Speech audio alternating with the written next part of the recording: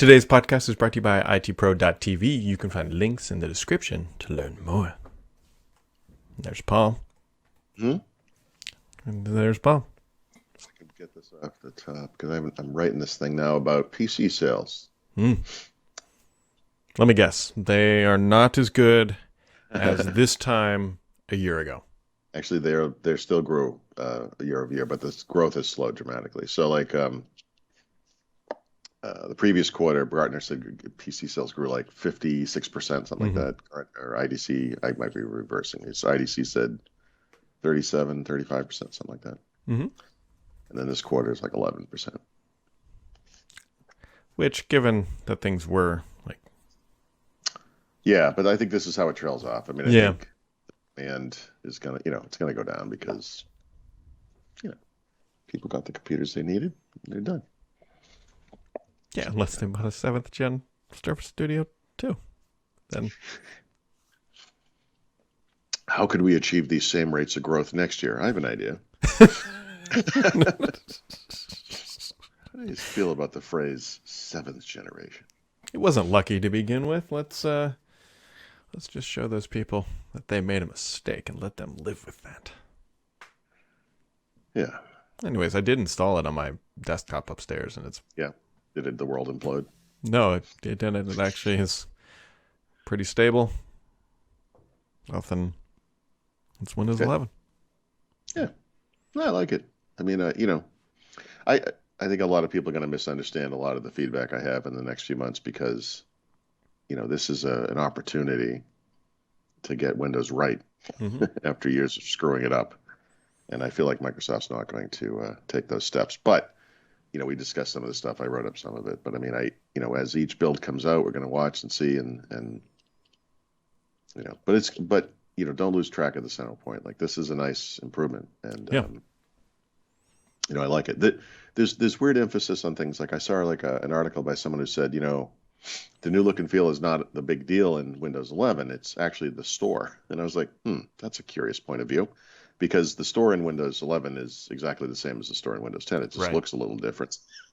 And eventually it will offer Android apps, which I don't personally think are going to make that much of a difference. But I sort of wanted to see what he meant by that because maybe I'm missing something. And the story starts out with, I haven't looked at Windows in several years. I've been using a Mac. But now that I see Windows 11 and the store, I think this is pretty awesome. It's like, well, then you'll be happy to hear we've been using it for 7 years now. But, or whatever. So I think the look and feel is a big deal. I think they got to get it right. And I don't think they will because they're Microsoft. But, we just... it'll be eventually. Push forward. Yeah, sure. It'll be... They'll get it to where it's great, and then they'll launch 12 with sharp corners again. I don't know. Sharp. Or octagonal corners. I feel like we're already... this is the other thing I think people kind of misunderstand. Like, I don't think there's substantive improvement to be made at this point. I think it's done. And even though we will see these little changes in builds, and some of them will be things that people say, see, that's one of those things we're asking for. And it was like, yeah, that was already in the pipeline. Like, they kind of have a handle on what they're going to do and what they're not going to do. And, who knows? Maybe I'm wrong. Maybe the next build will be 23,000 something, or however they do that, 22,900, or one, I guess. I doubt it, though.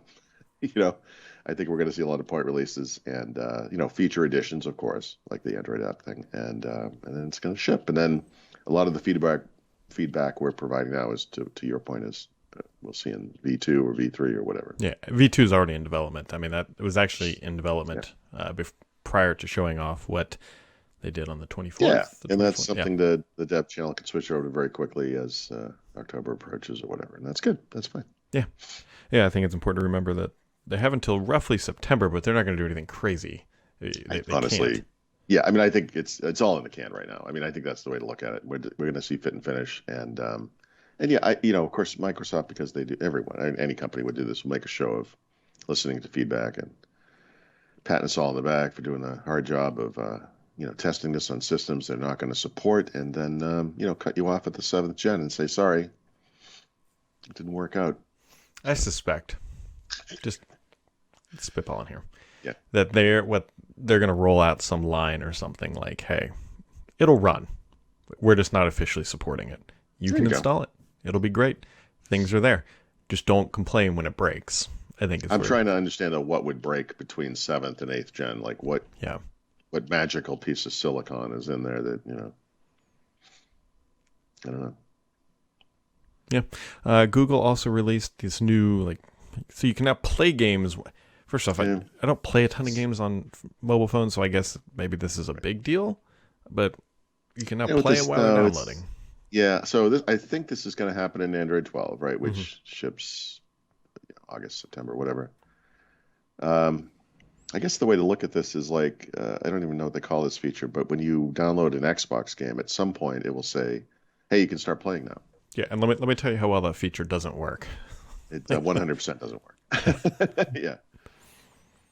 Yeah, so I think it's like that. Although, because mobile games are getting big too, right? So it's not for Candy Crush. It's for, those giant strategy games or Call of Duty type game or, something that's really big. Although honestly, on a game like that, I think you can have the same experience. Like I remember, I think this started with the Xbox One. There were some games that were kind of smart about it. They were like, well, you're going to play multiplayer or single player first, and you say, well, multiplayer. And they say, okay, and then we'll download that one first, and, whatever, that's fine. I don't know. I feel like Apple, I think Apple either discussed or released it also has something similar to this. And Google's been working on this kind of thing for years, like the ability to kind of stream games from the store and they kind of download in the background. I don't really. Is there a big problem with this kind of thing? I don't know. That's the question. I'm sure we're just being ignorant. Like, well, in our whatever place we have 5-speed internet. It's great, but maybe that's where it makes the most sense. But fair enough, like India or something. Yeah.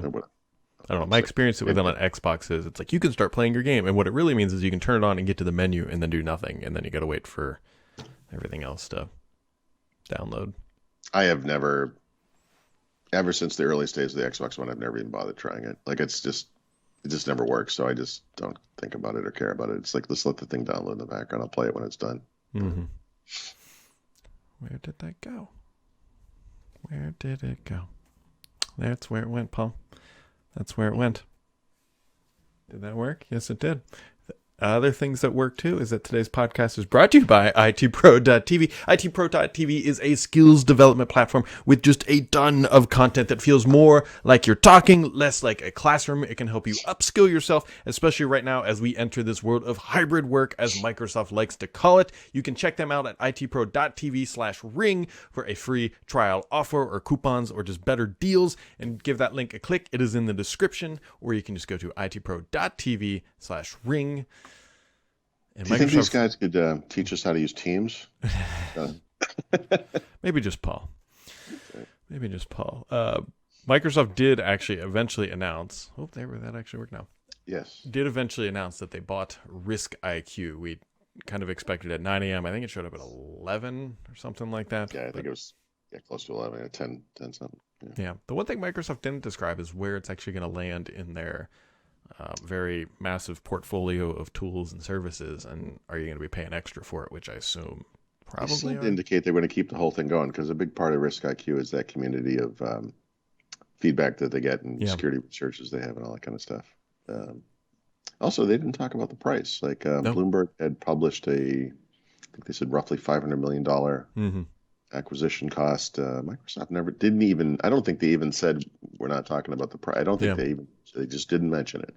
Which is incredible that let's assume that Bloomberg's close. It's $500-ish million somewhere in there, that Microsoft can just spend that kind of cash and not have to disclose it to shareholders that they're spending I mean, that's incredible. This is the corporate version of the spousal approval line. I feel comfortable spending $50 or $100 maybe on something, but once it gets beyond that, it's like I have to disclose it to my wife, and then she might have feedback that I don't appreciate. But so, the board of that's trustees. The way that relationship works, right? Yep. $500 million. That's a pretty high line. That's as a friendly reminder to Microsoft, about $2 million. You'll never see me again. I would go for one. Just throwing it out there. Right now, you'd never hear from me. I'm going to edit that part out.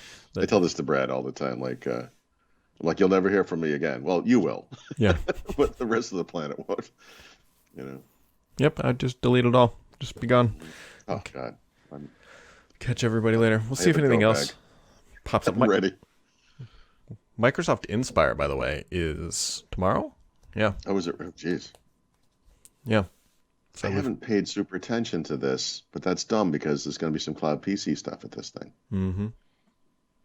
That's the rumors. That's the rumors. So tomorrow could be an interesting show. Could not be. We don't know. We'll find out. But what you should find out is checking out itpro.tv. Go to itpro.tv/ring for a free offer. And we'll catch all of you right back here tomorrow on whatever this is called. Oh, boy.